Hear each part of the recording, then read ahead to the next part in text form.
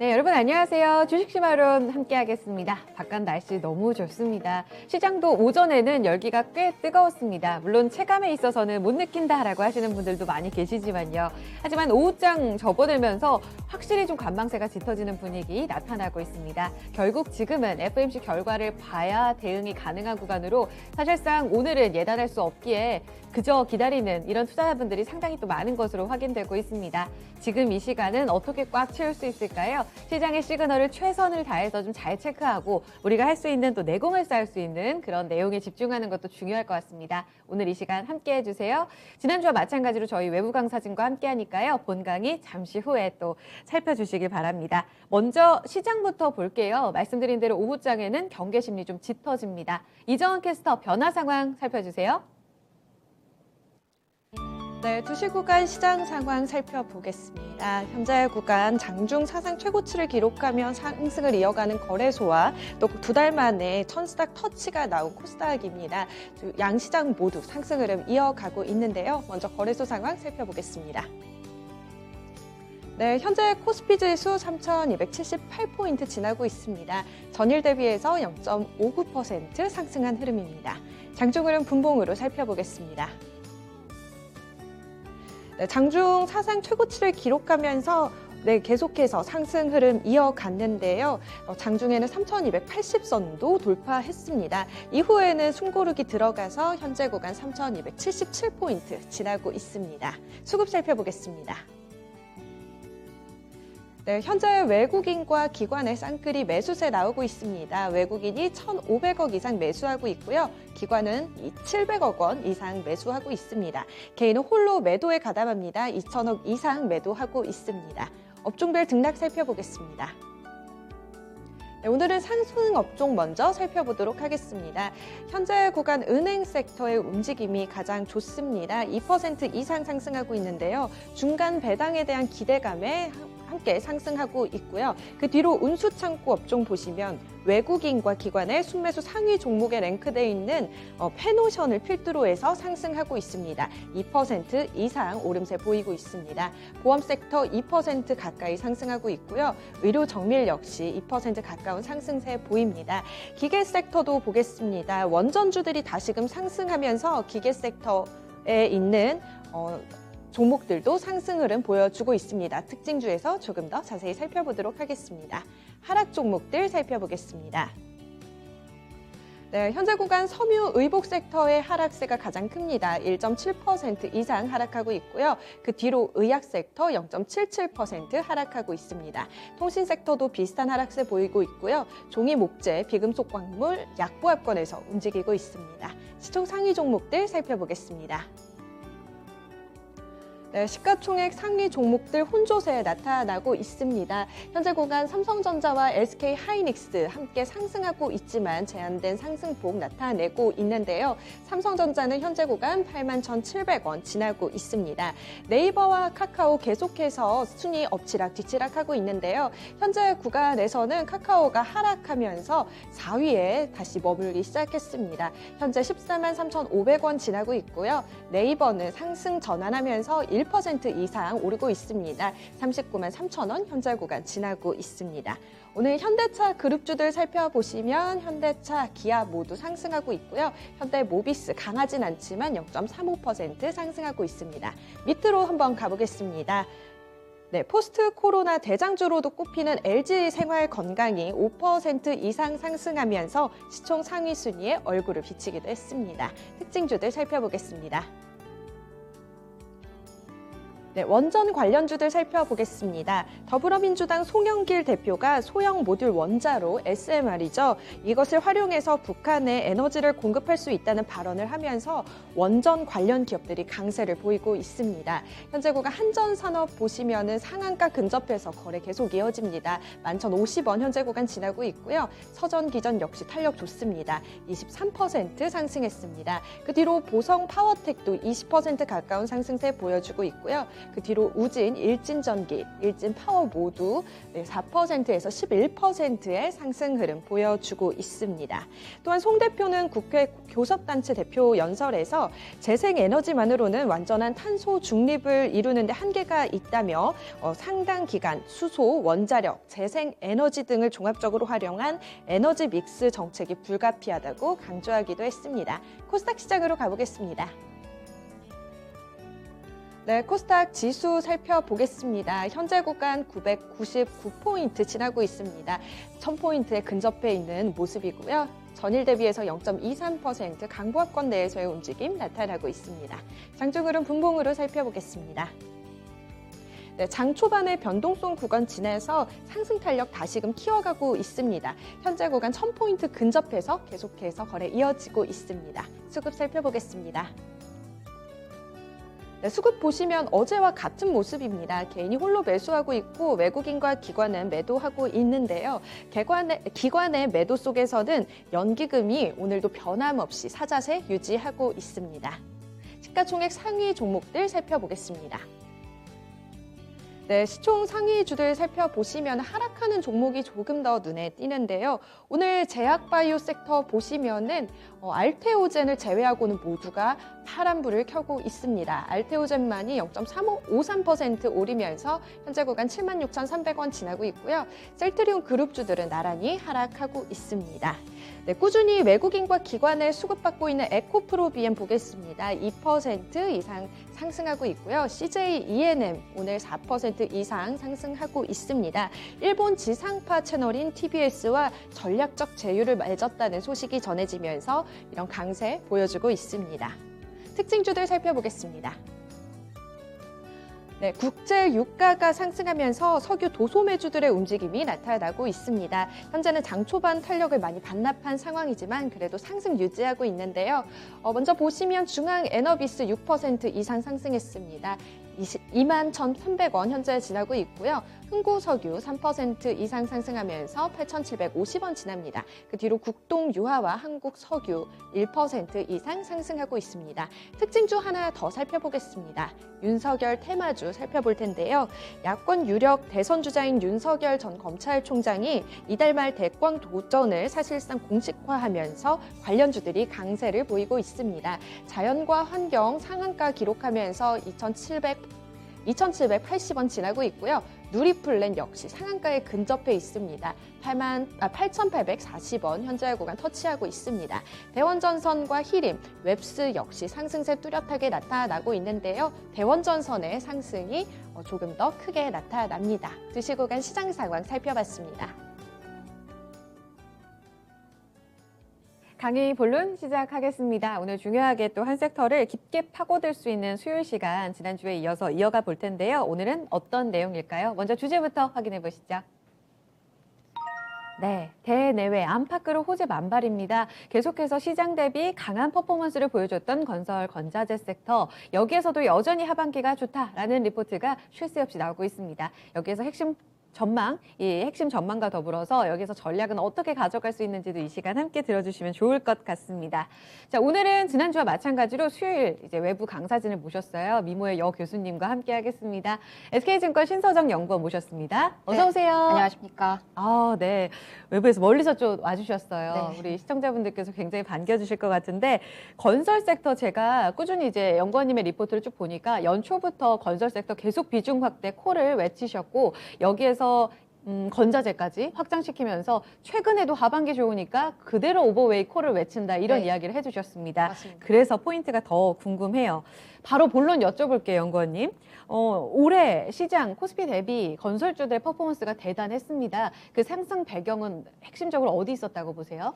일단 상반기 지표상으로 좀 정리를 해보면 네. 건설업종 전반적으로 보더라도 28%가량 상승을 했고 네. 코스피 대비로 보더라도 한 18%가량 상승을 했다라고 보시면 될 것 같은데 단연 가장 크게 모멘텀을 견인했었던 부분은 주택 쪽, 그러니까 주택 공급이 늘어난다라고 하다 보니까 이러한 부분이 수주로 연결되고 이러한 부분들이 실적으로 연결되는 것들을 조금 기대를 하셨던 것 같고요. 두 번째로는 아무래도 정책적인 이슈들도 있었었죠. LH 관련된 이슈들도 논의도 있었고 네. 재건축 재개발 관련해서 규제가 완화되는 스탠스도 연출이 됐던 데다가 네. 양날개라고 불리고 있는 주택 쪽도 좋았지만 다른 한쪽 해외 부분도 유가가 작년 대비로 본다라면 굉장히 빠르게 반등을 하면서 안정적으로 양날개가 받쳐주는 이러한 모습들이 상반기 때 건설업종을 견인하지 않았나 이렇게 생각을 하고 있습니다. 단연 주택 이야기를 빼놓을 수가 없는 것 같습니다. 사실 원래 이 현 정권 들어서면서 부동산은 규제에 포커스가 맞춰져 있었는데 말씀하신 LH 사건이라든지 오세훈 서울시장의 어떤 당선을 거치면서 정책 분위기가 너무 확 바뀌었습니다. 그래서 궁금합니다. 올해 주택시장 과연 얼마나 좋을까? 이 주택시장 전망에 있어서 가장 중요한 건 분양 물량이에요. 핵심적으로 보시는 게 뭐예요? 맞습니다. 이 분양 물량을 체킹을 하시는 게 상당히 중요하다라고 말씀을 드리고 있고요. 네. 이 관점에서 이러한 주택 공급 그 과정들에 있어서 2021년도 혹은 2022년도 분양 물량들이 어디까지 찍힐 수 있는지를 꼭 체킹해 주십사라고 말씀을 드리고 있습니다.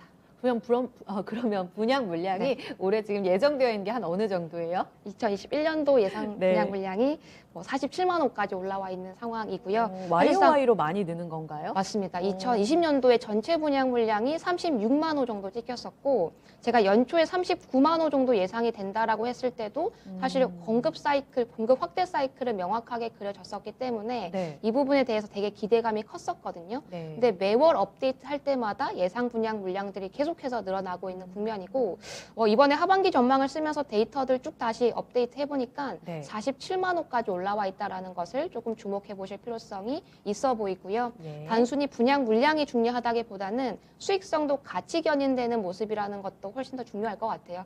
크게 나눠서 봤을 때 해외, 주택, SOC로 나눠 본다라면 주택 부분 지금 GPM 15% 이상 안정적으로 유지가 되고 있는 부분이기 때문에 수익성이 담보가 되어 있는 수주 물건들이 늘어난다. 즉 이 부분이 결국에는 실적으로 연결이 될 것이기 때문에 충분히 멀티플을 견인할 수 있는 요소다. 이렇게 판단을 하고 있습니다. 사실 2월 부동산 정책 처음 나왔을 때는 그 실망감 때문에 좀 빠졌던 게 공공 쪽으로 물량이 너무 집중된다였었잖아요. 그럼 확실히 민간 쪽으로도 실적이 개선되는 포커스가 이번 하반기에 몰려 있다. 이렇게 보면 되는 건가요? 맞습니다. 분양 물량 분기당으로 찍어 보더라도 1분기 대비 2, 3, 4분기 꾸준히 늘 수 있을 것 같고요. 2021년도 대비로 보더라도 2022년도까지 꾸준히 업사이클을 연출을 시킬 것 같은데 네. 재미있게도 요 사이클을 과거랑 좀 연결시켜서 본다라면 네. 2013년도 저점 찍고 2015년도까지 분양 물량 랠리를 보였던 때랑 상당히 유사하거든요. 네. 그럼 이 관점에서 단순히 멀티플을 전년 혹은 전전년 대비로 비교하시고 많이 떴다라고 해서 벌써 비우고 가시기에는 너무 이른 시점이지 않을까 이렇게 생각을 하고 있습니다. 배경 자체가 완전히 달라졌습니다. 이 과도한 밸류 부담을 느끼고 있는 자리라고 하지만 주택시장의 바뀐 이런 흐름들을 감안해서 봤을 때 게다가 이제 더 이상 저수익이 아니라 고수익으로 포커스를 맞춰져 있기 때문에 실적과 관련해서는 다른 평가를 받아야 된다라는 이야기를 반복적으로 해주시네요. 그러면 올 상반기에 좋았던 내용 중에 두 번째로 꼬집어주신 부분이 이 해외 쪽이거든요. 사실 코로나19 때문에 작년부터 그쪽으로는 너무나 기대감이 적었던 게 사실입니다. 해외 저가 수주 이야기도 늘 발목을 잡았고요. 좀 좋아지고 있는 그림이 맞아요? 네, 맞습니다. 해외 부분 연초에 걱정들을 되게 많이 하셨었거든요. 네. 또 재미있게도 작년 초까지만 하더라도 대다수의 건설 섹터의 애널리스트 분들께서 삼성 엔지니어링 상당히 좋다라고 말씀을 주셨었어요. 왜 네. 그런가 하면 시기상으로 다운스트림, 그러니까 석유화학 관련된 플랜트들의 발주량이 늘어날 수밖에 없었던 시기였는데 여기에 변수가 꼈었던 한 해였죠. 코로나19가 덮치면서 작년 3월부터 발주량들이 이연되기 시작하면서 네. 올해 연초까지만 하더라도 이러한 이연 분위기가 지속되지 않을까 싶었는데 다시금 발주 데이터들이 너무나도 좋아지고 있는 상황입니다. 데이터 쭉 점검을 해보더라도 네. 먼저 유가 말씀을 드려보면 네. 작년 대비로 반등을 한 건 둘째 치거니와 주요 발주처들의 재정 유가 레벨보다도 훨씬 더 높은 수준이에요. 이 말인즉슨 지금 네. 플랜트를 짓는 게 절대 적자가 아니라는 것을 뜻하기 때문에 밀려왔었던 프로젝트들 충분히 발주가 나올 수 있는 사이클이고 실제로 발주량 데이터 찍어보더라도 작년 2분기 저점 찍고 계속해서 올라오고 있어서 안정적인 지표들이 꾸준히 유지가 되고 있다. 이렇게 결론을 내릴 수 있을 것 같습니다. 유가가 계속 올라가면 재정 유가도 뭔가 비례하는 구조인 거예요? 어떻게 아닙니다. 설정이 되나요? 네, 재정 유가라는 거는 주요 발주처 입장에서 BEP를 맞출 수 있는 유가 레벨이다라고 생각을 하시면 되는데 그럼 이 BEP 레벨보다 유가가 더 높다라면 충분히 발주가 나오겠죠. 근데 이거 레벨보다 더 낮은 유가가 지속되고 있다라면 굳이 지금 발주를 내지 않고 내년이나 내후년으로 발주 물량들을 이연시키는 경향이 큰데 저기 그래프에 있는 것처럼 네. 검은색 실선으로 표기해 놓은 것들이 주요 발주처들의 재정 유가 레벨이거든요. 아, 이게 다 다르다는 말씀이신 맞습니다. 건가 봐요? 네. 발주처별로? 네, 오. 결론적으로 뭐 한국 건설사들 입장에서 가장 큰 발주처라고 불리고 있는 사우디아라비아는 68불 정도, 예. 그 UAE는 67불 정도인데 이 말인즉슨 지금 유가 레벨만 유지가 되더라도 충분히 발주가 밀려왔었던 게 오. 터져줄 법한 사이클이라는 거고 네. 뭐 비슷한 사례로 하나를 더 말씀드려보자라면 사우디 내에서 가장 큰 발주처라고 불리고 있는 아람코마저도 오. 캐펙스 투자 추이를 전년 대비 급격하게 늘리고 있는 분위기가 연출이 되고 있습니다. 그렇군요. 주요 발주처의 재정 유가 레벨만 보더라도 해외 저가 수주라는 점에서 이제는 탈피할 수 있다. 전 또 하나 궁금한 게요. 이 해외 발주 시장의 경우에는 코로나 상황도 굉장히 중요한데 실제로 리포트를 읽어보면 6월에 발주와 관련된 성적이 좀 찍히고 있다 이런 코멘트가 있더라고요. 네. 이 상황과 관련해서는 확실히 올해 안정화된 건 맞나요? 뭐 물론 코로나와 관련해서는 변수가 워낙 큰 상황이기 때문에 뭐 어떻게 예단을 하기는 좀 쉽지는 않습니다만 결론적으로 말씀을 드릴 수 있는 포인트는 작년에 엄청나게 수익성 악화를 겪었던 것 대비로 본다라면 네. 즉 낮은 기저 대비로 본다라면 상당히 안정화되어 있는 지표들이 찍히고 있다라는 거에 조금 주목을 하실 필요성이 있어 보인다 이렇게 말씀을 드릴 수 있을 것 같습니다. 네, 해외 쪽도 이상무네요. 안팎으로 상황들을 좀 점검해봤습니다. 말씀을 들어보니 일단은 고수익을 어느 정도 담보 지을 수 있는 주택 쪽이 살아나고 있고 해외 쪽의 경우에도 조금씩 청신호가 켜지고 있다라는 말씀을 해주셨어요.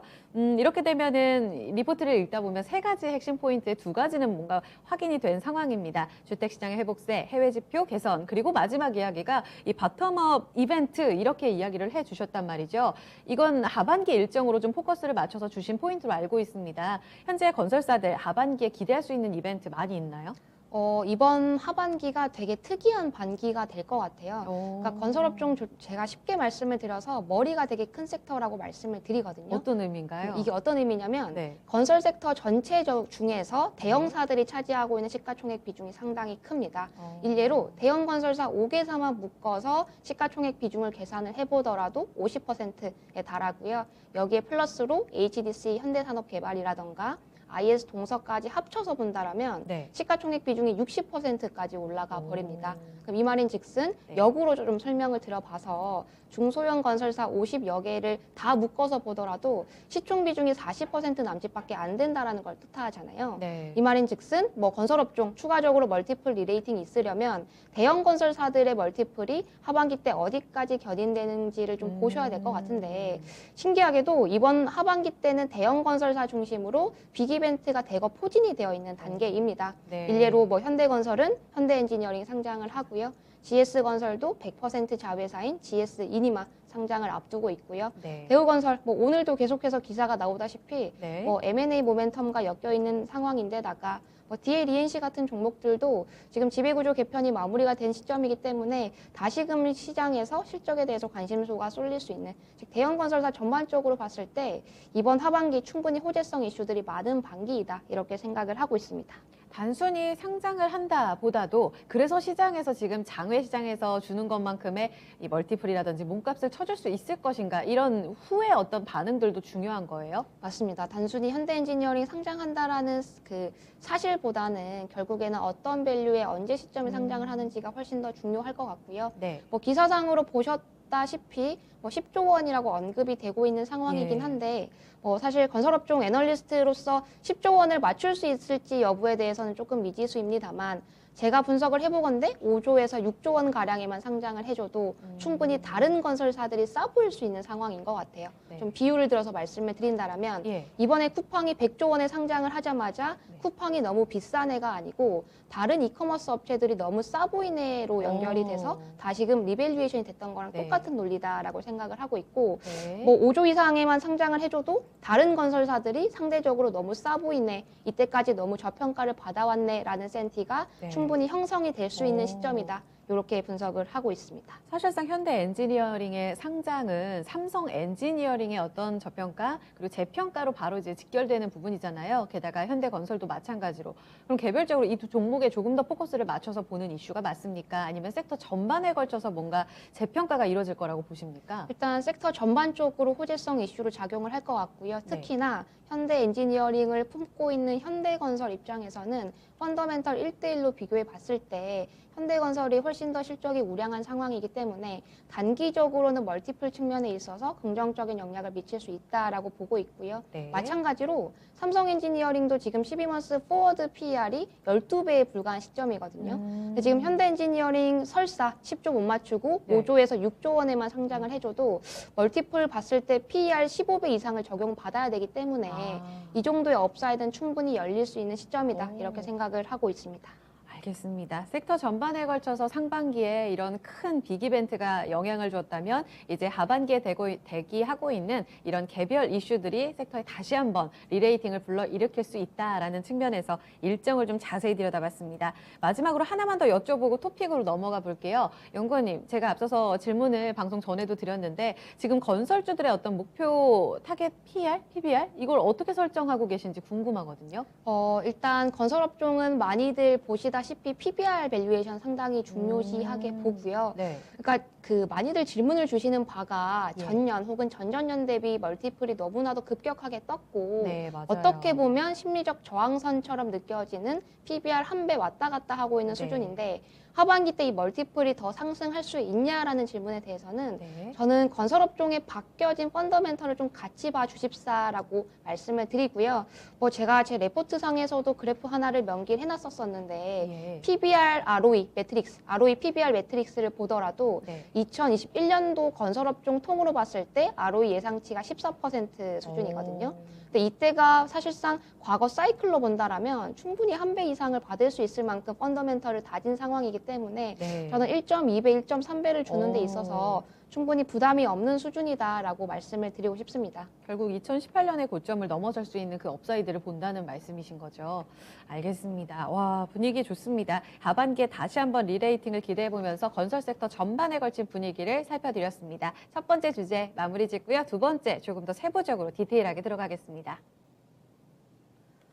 그래서 하반기에 그럼 유망한 건설주들은 누가 있을까 이렇게 질문을 드립니다. 답이 지금 화면에 나오고 있죠. 토픽을 현대건설과 쌍용 C&E 이렇게 주신 거 맞아요? 네, 맞습니다. 알겠습니다. 하나씩 들어가 볼까요? 토픽 첫 번째로는 현대건설입니다. 사실상 앞서 이렇게 머리가 비대한 섹터라고 말씀하셨기에 대형주가 토픽이겠구나 어느 정도는 좀 예측이 가능했던 것 같아요.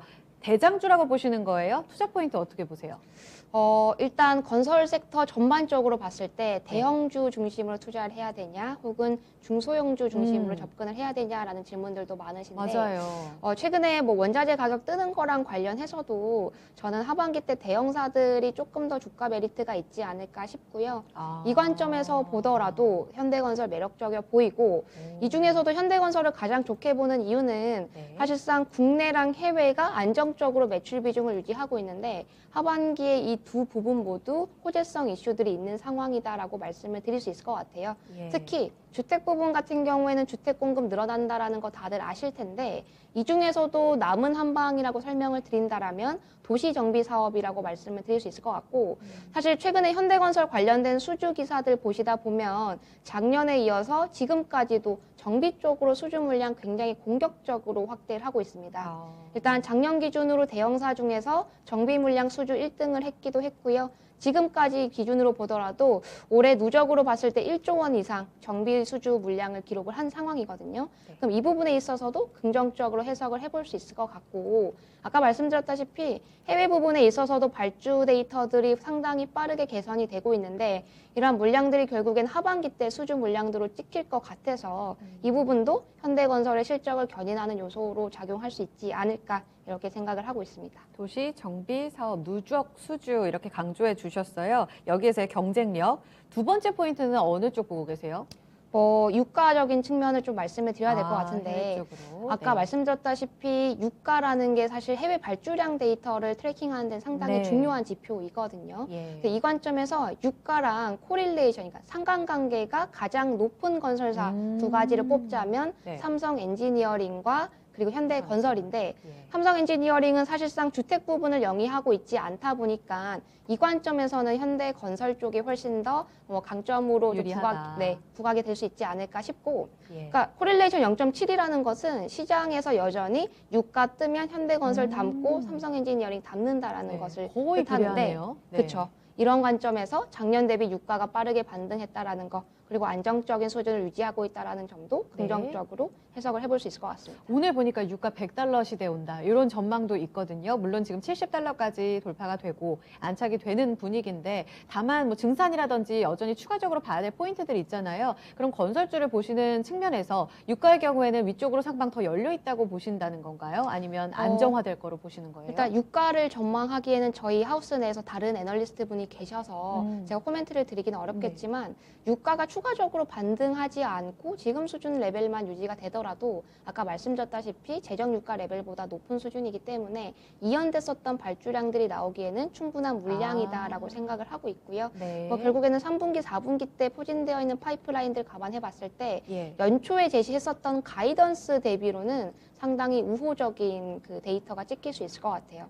알겠습니다. 사실상 여기에서 크게 뭔가 꺾일 가능성을 아직까지는 좀 보고 계시지는 않은 것 같아요. 수요 강하게 살아나고 있는 기조 속에 외부 쪽에서의 두 번째 포인트를 들어봤습니다. 지금 밸류라든지 전략 앞서서 하나 더 여쭤보고 싶은 게 사실 6월에 한 번 더 이제 튀어 오를 때요. 원전 건설과 관련된 기술력 이야기도 했었잖아요. 이 부분도 혹시 보고 계십니까? 맞습니다. 이 부분도 네. 긍정적으로 작용을 할 수밖에 없을 것 같고요. 특히 원전 공종과 관련해서는 네. 기존의 트랙 레코드를 잘 쌓아왔었던 건설사 중심으로만 계속해서 수주가 나오고 있는 구조이기 때문에 이 관점에서도 현대건설이 가장 유리한 건설사다 이렇게 판단을 하고 있습니다. 알겠습니다. 세 가지 궁금증 다 체크해 봤어요. 그럼 연권이 마지막으로요. 지금 59,000원이 6월 8일의 고점이었습니다. 신고가 나온 이후에 살짝 단기적으로 조정을 받고 있는데 여전히 가장 유리하고 또 대형주 안에서 몸집이 크기 때문에 오히려 중소형 건설사보다 대형 건설사가 싸다 이런 말씀을 하셨단 말이에요. 밸류 부담에 있어서 업사이드 어느 정도 열고 계세요?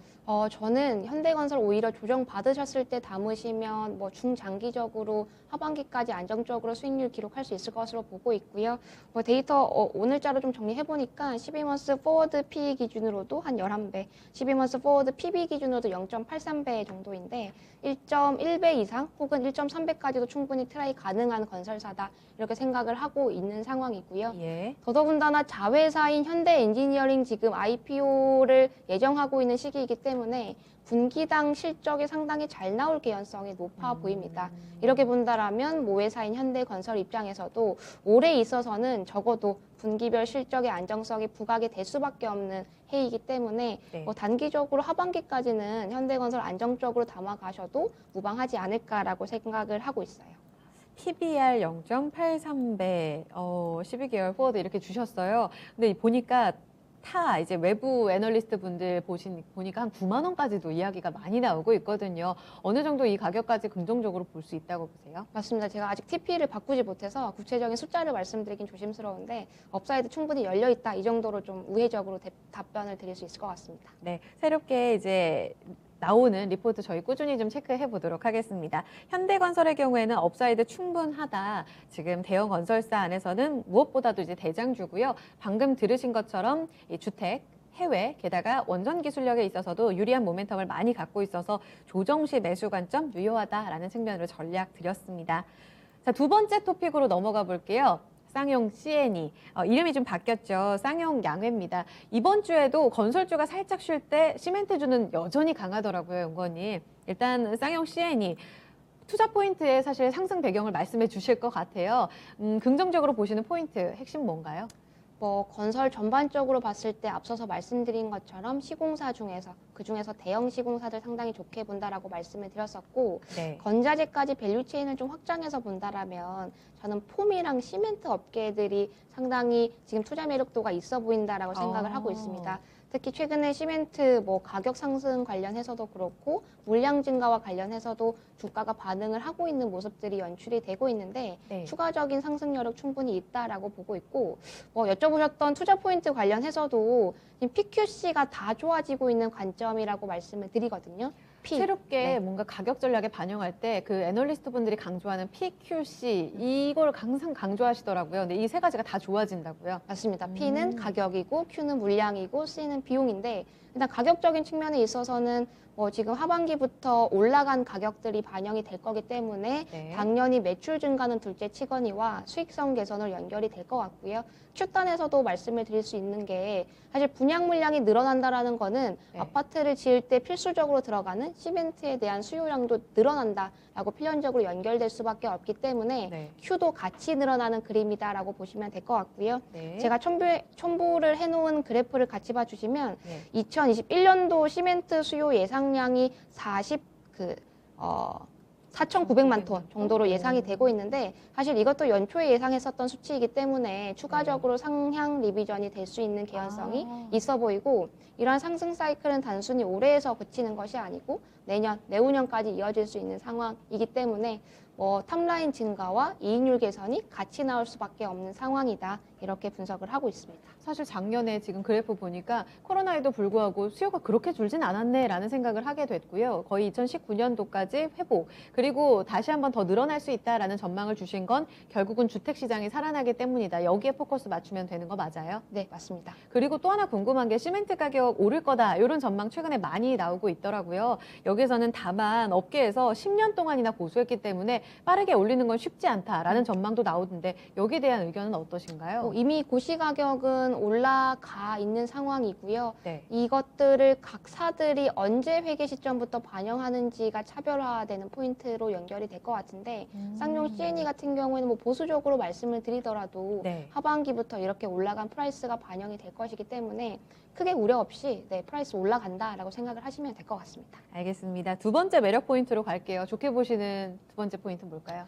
C단과 관련된 부분인 것 아. 같은데요. 이 순환자원 효과라는 부분을 좀 강조를 드리면서 뭘까요? 말씀을 드리고 싶어요. 이 순환자원이라는 게 뭐냐면 결국에는 시멘트를 만들 때 주 재료로 사용을 했었던 유연탄 가격이 저희 올해 연초부터 계속해서 상승을 했었었죠. 막 90불 이상까지 날아가기도 했었었는데 이렇게 되면 시멘트 업계에서 가격 부담을 느낄 수밖에 없는 그렇죠. 그러니까 비용 부담을 느낄 수밖에 없는 환경인데 예. 각사들은 크게 걱정을 하지 않았습니다. 왜 그런가 하면 일단 연초부터 연간 계약으로 묶어놨었던 가격으로 계속 거래를 하기 때문에 설사 유연탄 가격이 90불 이상 치솟는다고 하더라도 그것들이 1대1로 비용으로 반영되는 구조는 아닌데다가 네. 이 유연탄 대신에 폐플라스틱이라던가 폐비닐 등을 원재료로 활용하는 방법으로 순환 자원 효과들을 좀 활용하고 있는 분위기들이 연출이 되고 있거든요. 네. 근데 이것을 어떻게 해석을 하셔야 되시냐면 그러니까 유연탄 대신에 폐비닐이나 폐플라스틱들을 사용을 하면 올라간 유연탄 가격을 해지할 수 있으면 둘째 치거니와 이것들을 대신 소각을 해주면서 소각 수수료까지 같이 받습니다. 네, 더더군다나 유연탄을 태울 때 발생하는 안 좋은 배기가스라던가 이산화탄소 같은 것들이 확연히 줄어드는 분위기로 가기 때문에 탄소 배출권을 매각하는 이익까지도 같이 꽂힌다. 이 말인즉슨 순환자원 효과가 단순히 비용을 해지하는 개념이 아니고 추가적인 이익까지도 끌어올 수 있는 환경이다라는 것을 말씀을 드리는 거고요. 네. 최근에 주식시장에서 가장 핫한 팀이 바로 ESG이죠. 네. 이것과 관련해서도 쌍용 C&E 얼마 전에 사실 최고 등급을 받기도 했을 만큼 그렇군요. 업종의 변화가 빠르게 연출이 되고 있는 단계이기 때문에 네. 업계 지금 상황상으로 봐도 좋지만 이 동사 바텀업으로 봐도 호재성 이슈들이 너무나도 넘치는 상황이다. 이렇게 분석을 하고 있는 상황입니다. ESG 모멘텀, 리포트에서 많이 접할 수는 없는데요. 이 내용 핵심적으로 말씀해 주셨습니다. 꼭 기억해 주셔야 될 것 같아요. 순환 자원 효과 때문에 원재료 부담이 해소되는 구조로 좀 바뀌었다는 점이 확실히 좀 긍정적으로 볼 수 있는 포인트인 것 같습니다. 그래프도 있었네요. 이렇게 유연탄, 소각수수료, 탄소 배출권 관련해서도 핵심 포인트 잘 기억해 주세요. 저 또 하나 궁금한 거 있어요, 연구원님. 네. 작년부터 해서 사실 쌍용 C&E가 사모펀드 품에 안기게 되면서 배당과 관련된 기대감도 컸고 확실히 뭔가 달라질 거다, 체력이 달라질 거다 이런 이야기들을 참 많이 했었잖아요. 그런 개별적인 흐름에 있어서도 두각을 드러내고 있다고 평가하시나요? 맞습니다. 쌍용 CNE가 사실 다른 피어 시멘트 업계랑 좀 비교를 해봤을 때는 조금 멀티플이 비싸 보인다라고 생각을 하시는 분들이 많으시거든요. 네네. 근데 뭐 쌍용 CNE 뭐 앵커님께서 말씀하신 대로 지금 배당 안정성도 계속해서 부각을 받고 있고 지금 연초에 가이던스로 줬었던 에비타가 4,600 수준인데 이런 것들을 감안해 봤을 때 배당이 깎일 만한 개연성은 없어 보인다라고 판단을 하고 있어서 충분히 하방은 지지하고 있는 종목이다라고 판단을 하고 있어요. 밸류 부담 없다. 그러면 가격 전략에 있어서는 어느 정도의 목표치를 두고 보는 게 맞을까요? 뭐 PER, PBR, EV/EBITDA 여러 가지로 보시는 것 같긴 한데 네. 저는 EV/EBITDA라는 지표를 상당히 좋아하고요. 예. 뭐 오늘 아침에 데이터 정리해보다 보니까 10.4배 정도가 나오더라고요. 근데 환경과 관련된 이슈랑 맞물려서 생각을 해본다라면 네. 최근에 뭐 SK 건설을 필두로 여러 PE 업체들이 환경 업체들 엄청나게 인수를 하고 있는 시점이죠. 그때 인수하고 있는 EV/EBITDA가 최소 13배를 깔고 가기 때문에 요것만 갖다 붙여도 업사이드 30% 이상 열릴 수 있는 시점이고요.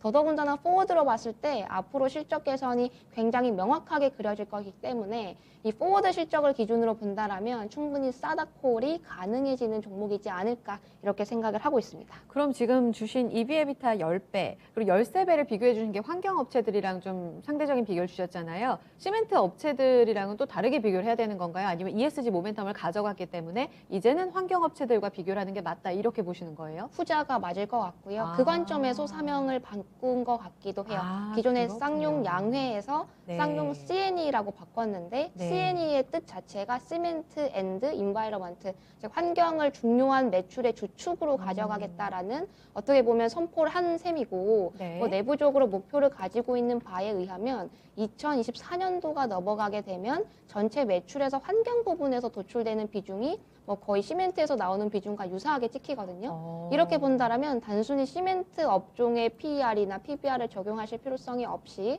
네. 다른 그러니까 환경 쪽에 유망한 EV/EBITDA를 적용해도 충분히 업사이드가 열리는 국면이다라고 생각을 하고 있습니다. 네, 채팅창에 너무 이제 말씀하시는 게 스마트하십니다, 교수님. 반응이 네.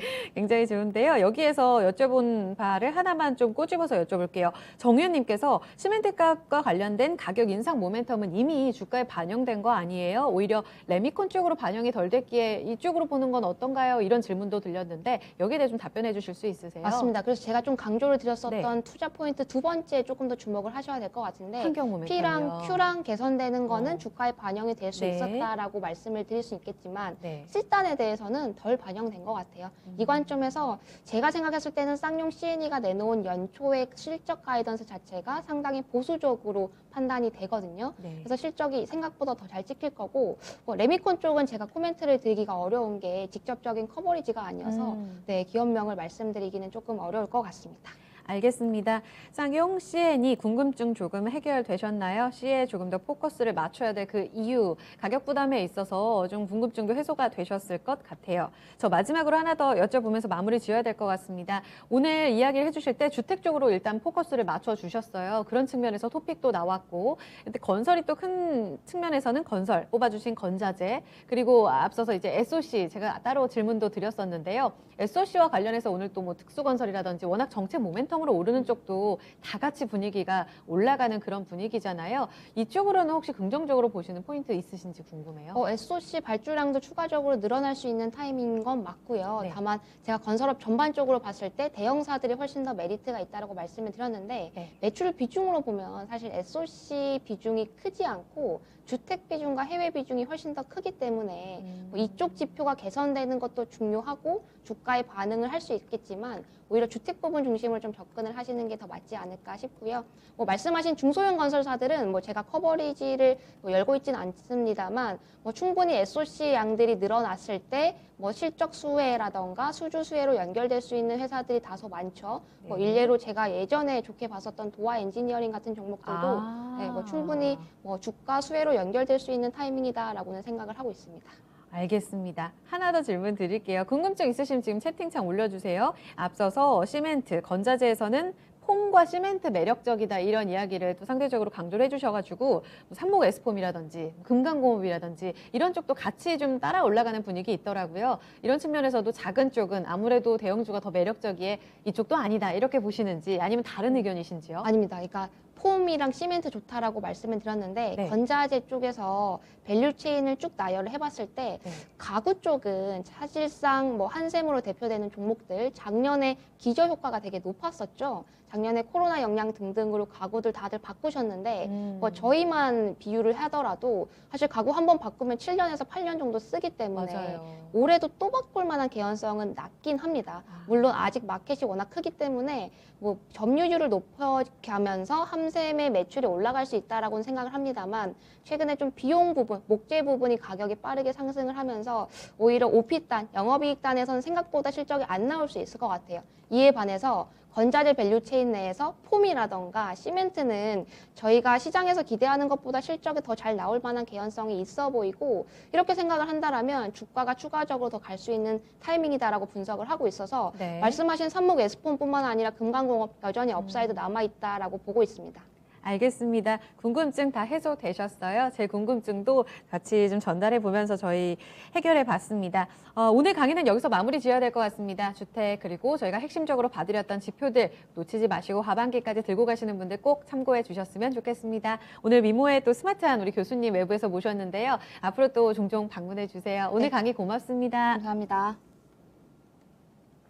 네, SK증권의 신서정 연구원과 함께했습니다. 주식심화론 저희가 준비한 내용 여기까지 마무리 짓겠습니다. 투자 판단에 도움될 수 있는 강의 전략이었고요. 이 내용은 특정 종목의 상승 하락을 보장하지 않습니다. 시장은 다시 한번 고점 돌파에 대한 욕심을 내고 있는 구간입니다. 오늘 다시 한번 최고치로 양시장 마무리할 수 있을까요? 지켜보시면서 또 경계감 속에 마무리 전략 잘 세우세요. 저희 강의는 내일 또 함께하겠습니다.